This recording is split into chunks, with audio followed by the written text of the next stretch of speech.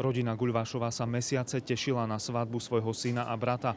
Radosť z výletu do Moskvy ale prekazila obrovská tragédia.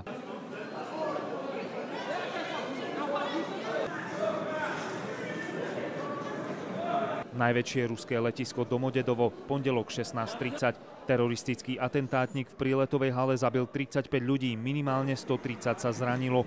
Dnes na toto letisko majú letieť Guľvášovci. Keď sa o teroristickom útoku pred 3 dňami dozvedeli, nebolo im všetko jedno. Som si pomyslela, že 4 dní nás to minulo, hej. Na letisko do Viedne prišli v predstihu. Rešpekt pred letom do Moskvy sa však netýka len teroristov. Prvýkrát letím, v živote som neletel, bojím sa letu, pristáňa, tam sa nebojím, takže uvidíme, jak to tam bude. Presne podľa letového plánu Slováci pred malou chvíľou prileteli na letisko Domodedovo. Spojili sme sa hneď, keď prišli do príletovej haly. Normálne sa pohybujú, jak keby sa ako nič nestalo, hovorím, ten zvýšený pohyb policajtov a vojakov je trošku, ale nie nejaký taký enormný, že by na každom kroku stali, hej. Prekvapilo ich, že na letisku akoby sa nič zvláštne nestalo. Hala, kde sa len nedávno odpálil atentátnik, je zakrytá. Lety aj sviečky sú zapálené, ako na jednom mieste nedaleko toho vidno ten Sandrokartón, že tam bola tá hala, kde asi to vybuchlo. Rodina sa tak môže tešiť na svadbu. Okrem šťastia pre novomanželov si ale budú prijať niečo navyše.